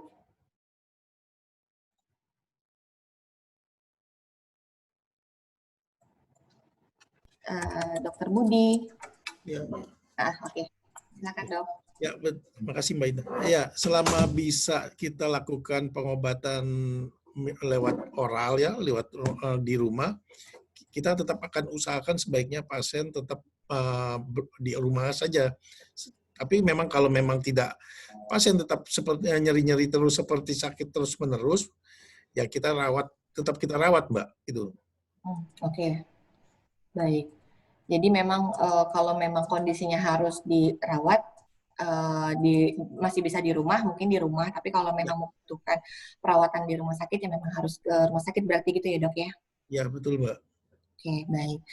Dok, ini juga ada pertanyaan lagi untuk Dokter Budi. Banyak dok pertanyaannya dok. Banyak Mbak. Ya, Dokter Budi katanya, apakah dengan kemoterapi, radiasi, kanker ini bisa sembuh dok? Dengan kemo, dengan radioterapi. Ya, tujuan kita adalah untuk pengobatan kanker adalah membunuh sel kanker ya. Tapi sel kanker itu dibunuh dengan kemoterapi, radioterapi tidak kita langsung menyatakan bahwa pasien itu sembuh. Karena pengobatan kanker ini pengobatan yang sangat lama. Jadi pasien itu kita nyatakan sembuh setelah pasien menjalani pengobatan sekitar 15 sampai 19 tahun, kita nyatakan bebas kanker, pengobatan pasien tetap baik. Ya kita nyatakan pasien itu sembuh, Mbak. Jadi jangan kemoterapi selesai, radioterapi selesai, pasien udah senang, euforia bahwa gue sembuh. Enggak gitu, Mbak. Ya, kalau tidak salah ya dok, harus tetap kontrol ya dok ya? Ya, jadi pasien tetap kita observasi, tetap kita awasi dengan follow up, dengan evaluasi. Pertama dengan 6 bulan, kemudian 1 tahun, kemudian 3 tahun, gitu Mbak. Ya, baik-baik. Mungkin maksudnya dikontrol ini adalah karena kan kita juga nggak tahu ya dok pola hidupnya, pola makannya ya kan setelah menjalani radiasi dan kemoterapi pasien seperti apa kan kita tidak mengetahui ya dok ya. Ya, Salah satu pemicunya. Baik dok, ini ada pertanyaan lagi nih dok. Maaf saya mau tanya, apakah pada masa pandemi sekarang untuk ke rumah sakit untuk ambil obat yang tiap bulan dijadikan 2 bulan sekali ke rumah sakitnya? Karena pasien kanker yang sudah kemo, imun tubuhnya rendah, rawan tertular penyakit. Hanya saran dok. Terima kasih sebelumnya ada pertanyaan dok dari salah satu pasien kita. Bisa dibantu. Kalau saya sekarang menerapkan bahwa pasien yang untuk obat hormonal, saya bicara dengan pihak apotek, dengan pihak BPJS, bisa diwakilkan dengan keluarga yang sehat. Jadi pasien tetap standby di rumah aja. Jadi yang pasien nggak usah datang ke rumah sakit karena memang mereka riskan untuk datang ke rumah sakit. Bisa diwakilkan aja gitu loh. Oke, jadi pendampingnya ya dok ya yang bisa Ya, mengambilkan obatnya ya. betul. Kalau untuk sistem dan alurnya sendiri masih sama seperti yang biasanya dok? Ya, dengan sistemnya tetap mendaftar gitu, tetap dengan BPJS tetap. Tapi saya untuk pasien sebaiknya tidak datang untuk sekedar untuk ambil obat bulanan, bisa diwakilkan gitu. Oke. Oke, baik. Semoga menjawab pertanyaannya Ibu ya. Baik dok, saya akan mungkin lanjut ke Dokter Dedi. Dokter Dedi, bisa dengar suara saya dok? Halo Dokter Dedi. Halo dok. Ya, halo. Iya dok. Ya, baik. Mohon maaf ya. Jadi Zoom-nya mati di sini, semuanya tidak bisa Zoom. Jadi saya pakai handphone. Waduh, saya jadi tidak bisa melihat wajahnya Dokter Dedi nih dok. Nggak apa-apa. Kan ada Dokter Budi. Oke, baik. Dok, tadi pertanyaannya mungkin saya ulang kembali ya dok ya. Pernah Baik. dengar katanya pasien kankernya tidak boleh makan gula karena gula ini salah satu makanan untuk sel kanker. Apakah benar dok hal ini? Terus kemudian kira-kira suplemen apa sih dok yang cocok untuk pasien kanker? Oke. Jadi sebetulnya saya cerita sedikit ya. Jadi sebetulnya tubuh kita itu kan terdiri dari sel ya. Jadi tubuh kita terdiri dari miliaran sel. Nah, setiap sel di dalam tubuh kita itu butuh makan. Nah, sel itu makanannya apa? Sel itu makanannya glukosa. Ya. Jadi glukosa itu akan diubah di dalam sel menjadi energi, gitu ya. Nah, tadi dikatakan bahwa apakah benar kalau misalnya kita makan gula, kita akan memberi makan sel kanker. Jadi sebetulnya sel kanker itu pada saat dia tidak mendapatkan makan, jadi sel itu ya baik sel kanker, sel sehat, dia butuh glukosa untuk makan ya. Jadi pada saat sel kanker tidak mendapatkan makan, dia akan mencari makan di tempat lain di badan kita. Dia akan memecah sumber energi yang bisa diubah menjadi gula. Nah, apa itu? Misalnya kita nggak makan nih, maka sel kanker itu akan mencari makan dengan memecah protein yang ada di otot kita. Cadangan lemak kita diubah menjadi glukosa. Glukosa itu akan memberi makan sel. Jadi kalau kita nggak makan karbohidrat, ya kita takut makan, ya kita tidak hanya tidak memberi makan sel kanker, tapi tubuh sel sehat kita yang butuh makan pun tidak diberi makan. Padahal sel kanker dia tetap makan, dia akan mencari makan dari sumber energi lain yang dia bisa pecah menjadi glukosa. Akibatnya apa? Sel kankernya tetap dapat makan, badan kita tambah lemes, gitu ya. Jadi artinya bahwa jangan takut makan karbohidrat gitu ya, karena karbohidrat itu sumber energi. Tetapi kita pilih jenis karbohidratnya, ya gulanya dikurangin, gula pasir. Kan karbohidrat banyak nggak karbohidrat itu tidak semata-mata gula gitu ya. Tapi kan kita bisa dapat dari nasi merah, nasi putih, roti gitu ya. Yang memang dikurangi adalah bentuk gula pasirnya, memang jangan terlalu banyak. Tapi bukan berarti nggak boleh gitu ya, karena tubuh kita tetap butuh energi itu didapat dari karbohidrat akan diubah jadi glukosa untuk memberi makan sel sehat kita juga gitu ya. Nah sekarang pertanyaan kedua tadi, kalau gitu tambahan makanan dari apa? Ya tadi kembali lagi, kalau kita mau menggunakan suplemen makanan, pastikan bahwa suplemen tersebut mengandung kalori yang cukup atau lebih bagus tinggi gitu ya, terutama kalau berat badan kita kurang. Dan satu lagi jangan lupa kandungan proteinnya juga tinggi. Jadi kalorinya tinggi, proteinnya tinggi. Yang paling gampang sebenarnya makanan itu ya, terutama pada saat orang yang sulit makan, ya makanan cair. Ya, contoh makanan cair kan susu ya. Nah, sekarang kan tadi ada dijelaskan Nutrican, ya kan? Nutrican kita lihat aja kalorinya tinggi nggak? Oh, kalau tinggi, proteinnya tinggi nggak? Tinggi. Nah, berarti makanan tersebut bisa dijadikan sebagai tambahan makanan ya. Makanya dibilangnya sebagai suplemen makanan untuk membantu mencukupi kebutuhan kalori dan protein yang tinggi tadi gitu.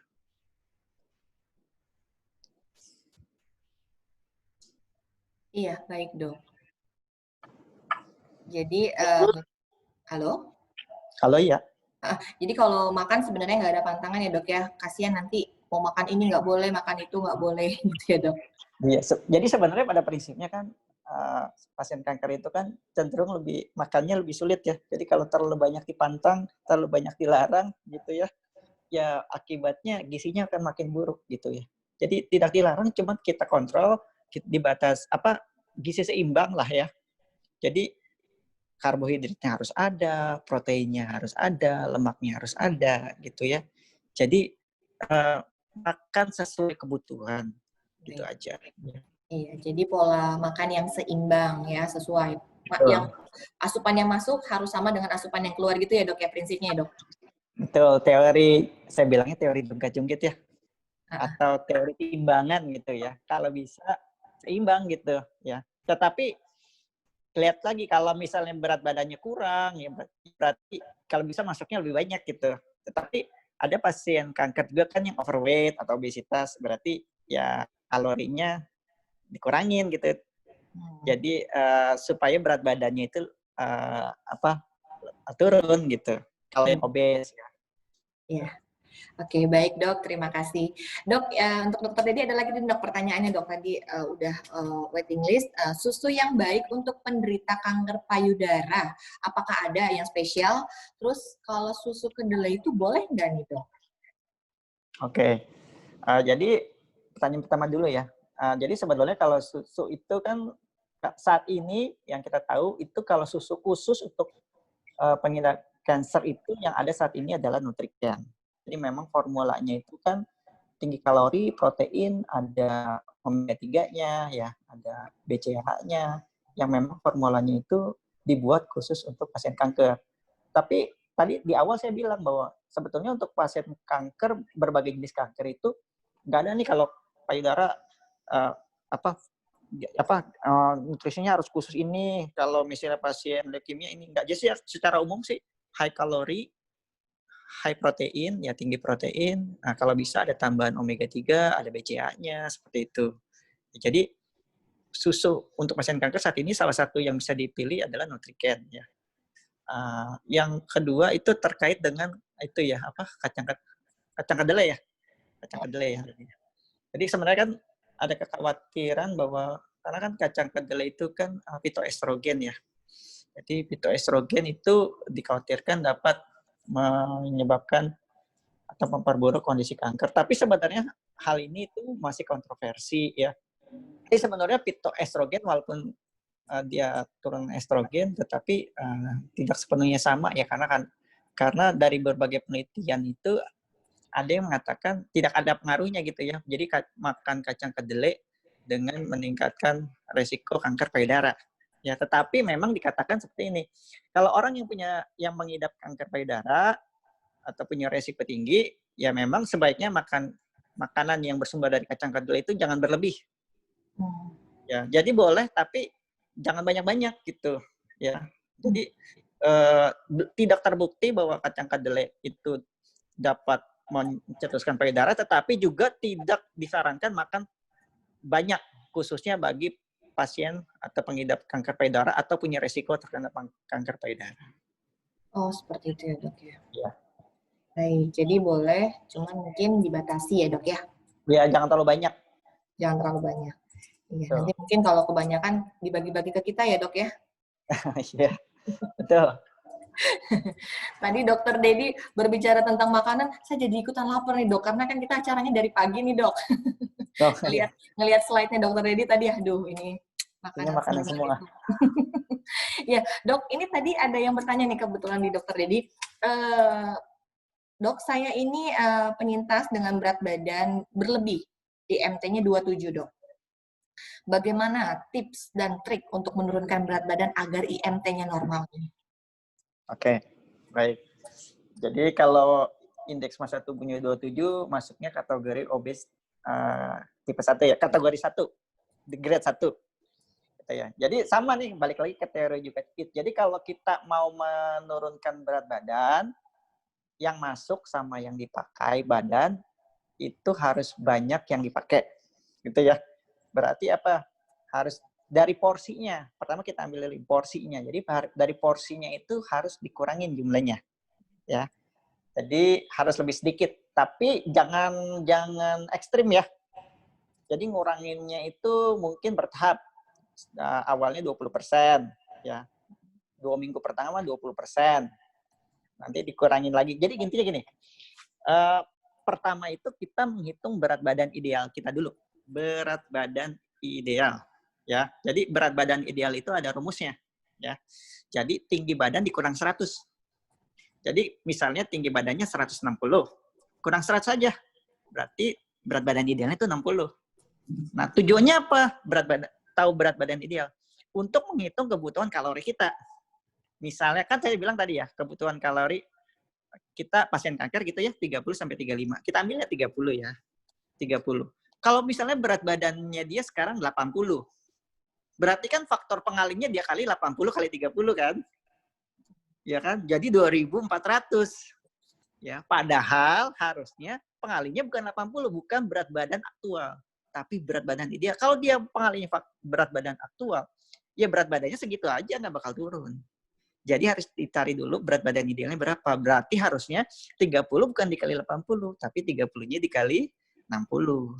Nah, jadi di situ bisa kelihatan, oh untuk mencapai berat badan ideal 60, berarti asupan kalori dia di 1.800. Nanti baru dibagi tuh dari porsi makanan. Ya, dari porsi makanan. Jadi porsi makanan itu jangan sampai lebih dari 1.400 kalau mau berat badannya turun. Itu dari porsi. Yang kedua itu dari jenis. Jadi pilihlah jenis makanan kalau bisa yang indeks glikemiknya itu rendah. Biasanya kalau indeks glikemiknya rendah itu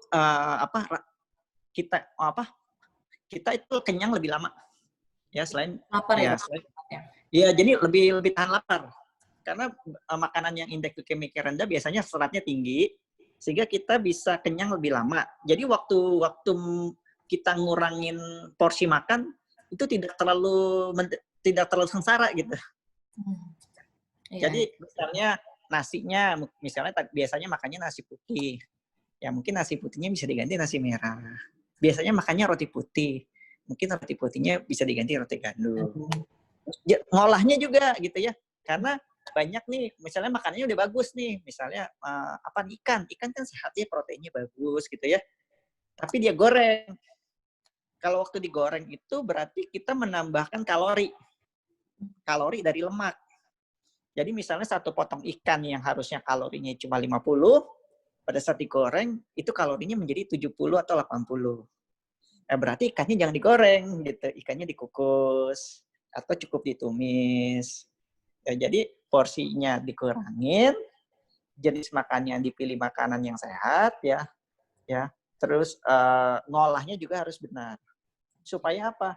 Supaya kalorinya defisit tapi makannya nggak terlalu lapar, tidak terlalu lemas. Seperti itu.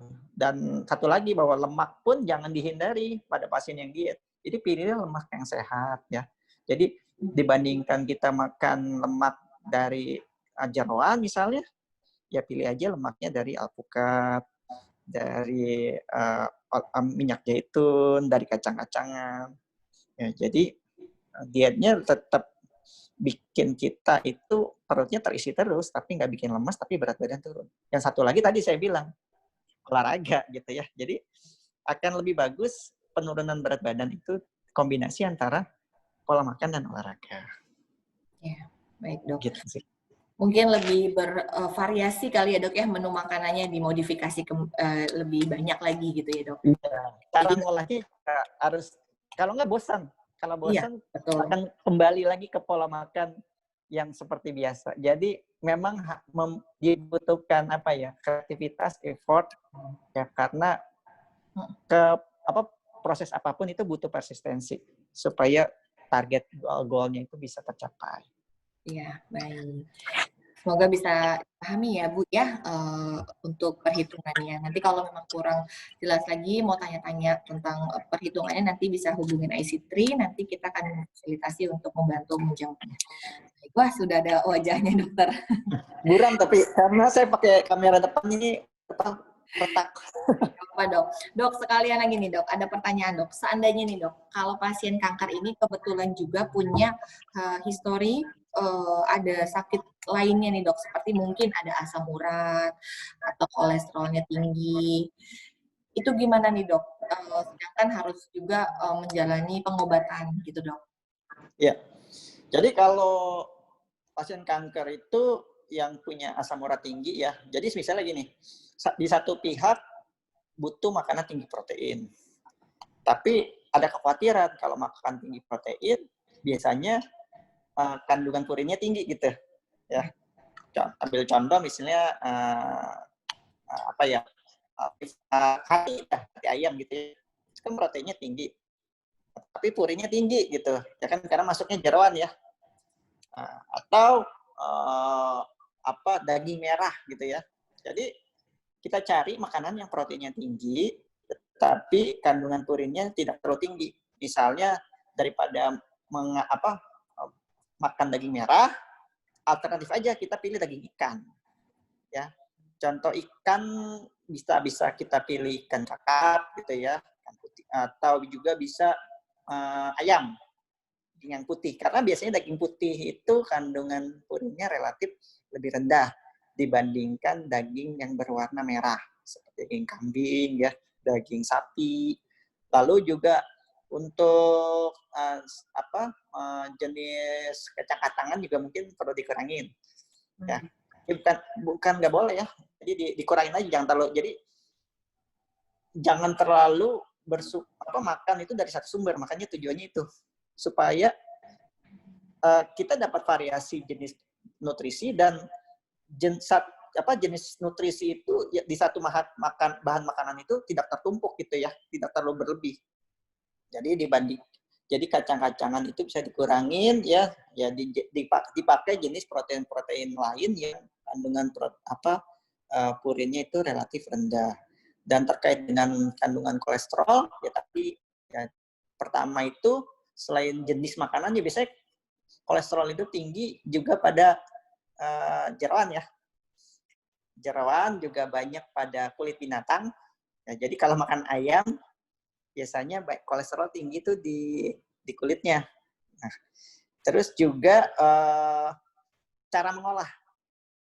Ya, jadi kalau kita mengolah makanan dengan cara digoreng itu yang saya bilang tadi deep fried ya, itu akan meningkatkan kadar kolesterol LDL dan trans fat terutama ya. Yang trans fat itu yang lebih tidak sehat lagi ya. Itu yang akan memperburuk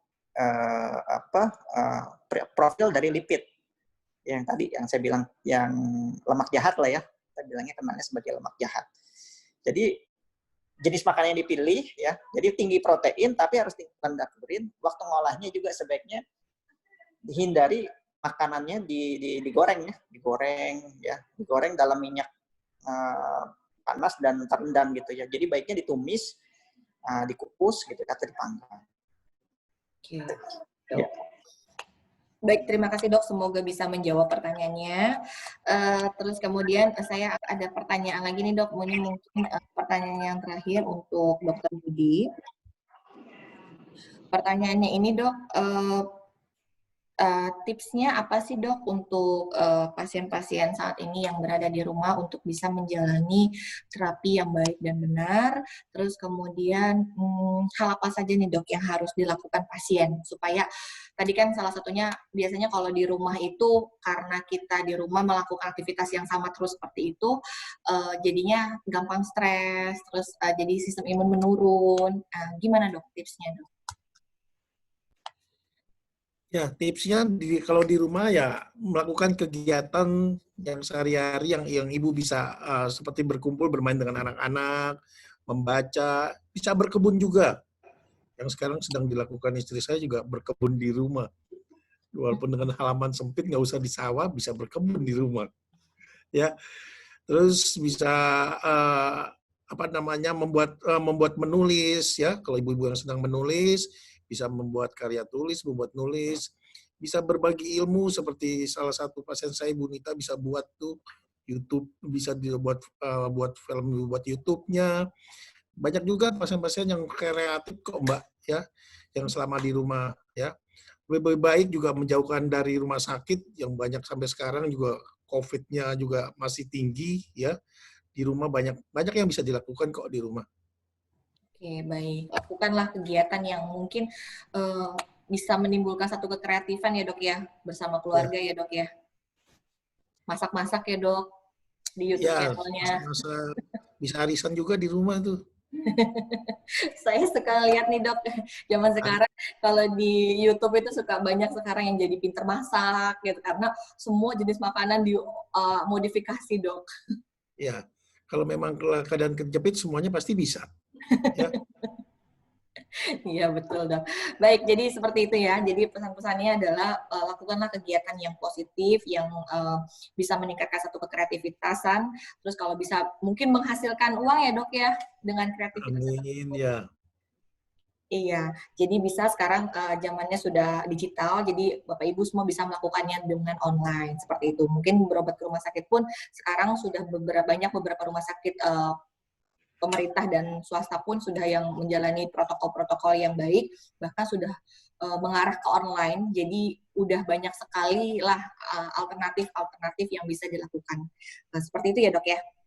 Ya. Iya, baik. Terima kasih Dokter Budi. Kalau pesan-pesan dan tips untuk Dokter Dedi untuk pasien-pasien di sini, Dok, gimana, Dok? Oke, baik. Pesan-pesan saya sebenarnya gampang tadi, ingat aja yang 3J ya. Jadi untuk diet survival kanker, ya ingat aja jenisnya, ya jumlahnya jangan sampai kurang, ya jadwalnya makannya sedikit tapi porsinya sering gitu ya, makan jangan ditunda. Satu lagi adalah tadi kalau memungkinkan ya makan yang tepat tadi disertai dengan olahraga. Baik, jadi makan yang tepat dengan pola yang seimbang, jangan lupa didampingi oleh olahraga yang baik juga ya. Iya. Olahraga sekarang banyak, bisa browsing di YouTube macam-macam di YouTube ya. Tadi Dokter Budi bilang kan banyak yang kreatif, Mbak Indah juga bilang ya. Sekarang juga orang banyak kreatif menciptakan gerakan-gerakan ya di YouTube. Saya juga ikut tuh olahraga di rumah. Kalau TikTok kan termasuk olahraga juga nggak nih dok? Enggak. Karena banyak sekarang selebritis dan lain semuanya tuh ikut-ikutan semua TikTok, zamannya udah zaman TikTok. Kalau TikTok cuma sebentar, cuma semenit kan nggak nyampe. Kalau olahraga kan tadi saya bilang minimal 15 menit. Iya dok. Baik, terima kasih. Terus kemudian Mbak Alfi mungkin ada pesan-pesan untuk Bapak Ibu yang di sini, Mbak? Ya, untuk pesannya saya mau mengingatkan promonya hari ini sih Mbak.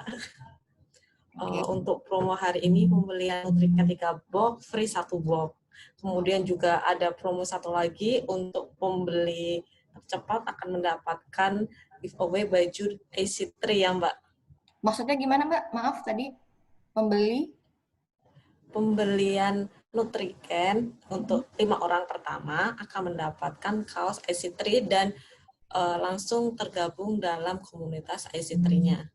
Oh gitu, waduh baik sekali Mbak. Iya. Oke, jadi untuk ibu hari ini aja Mbak? Ya, khusus hari ini. Oke, baik. Mungkin kalau yang mau pesan bisa dibantu Mbak di mana Mbak? Boleh, kalau untuk yang berminat bisa langsung menghubungi Alfi. Untuk nomor teleponnya bisa saya share di sini Mbak Indah? Boleh? Boleh tulis di chatting, boleh. Saya tulis di chat aja ya. Ya, nanti di chat, nanti atau mungkin kalau yang nggak bisa buka chatnya, Bapak Ibu bisa menghubungi IC3, nanti IC3 akan membantu untuk memfasilitasi untuk berhubungan dengan pihak Nutrican. Baik, Ya, baik. Terima kasih sekali lagi Dr. Budi, Dr. Dedi, dan Mbak Alfi atas kesempatannya untuk memberikan edukasi pada pagi hari ini. Terima kasih. Terima kasih juga Mbak Ida. Terima kasih. Sehat selalu. Amin, sehat Terima juga. kasih Dr. Budi. Dr. Budi, Dr. Dedi, dan Mbak Alfi. Terus juga terima kasih juga pada Bapak Ibu semua yang sudah bergabung, sudah berkenan juga. Kemudian untuk Bapak Ibu yang mungkin pertanyaannya belum terjawabkan, mohon maaf karena memang keterbatasan waktu kita. Nanti kalau memang masih mau bertanya, boleh nanti chat ke IC3. IC3 akan membantu mungkin di luar menjawab pertanyaan ini dari acara ini ya. Nanti kita bisa chat WhatsApp di IC3 ya. Untuk menghubungi IC3, Bapak Ibu bisa menghubungi di 081 117 11798. Ya, atau mungkin bisa nge-DM di Instagramnya IC3 @ic3.id. Tulisannya @iccc.id ya. Bisa follow, pastinya Bapak Ibu semua sudah pada punya Instagram ya. Bisa cek nanti biar nggak ketinggalan acaranya, informasinya, sok dicoba di follow ya. Seperti itu. Baik, terima kasih semuanya sekali lagi. Saya Indah sebagai moderator pada pagi hari ini mengucapkan terima kasih. Mohon maaf jika ada kekurangan dari acara hari ini. Kami akan menerima masukan dari Bapak Ibu jika memang kurang berkenan pada acara pada pagi hari ini. Selamat pagi, terima kasih sekali lagi Dr. Budi, Dr. Dedi, dan Mbak Alfi, dan semua untuk Bapak Ibu yang Terima kasih. ya, selamat pagi, salam Sehat sehat selalu. ya. Pagi. Assalamualaikum warahmatullahi wabarakatuh. Waalaikumsalam warahmatullahi wabarakatuh.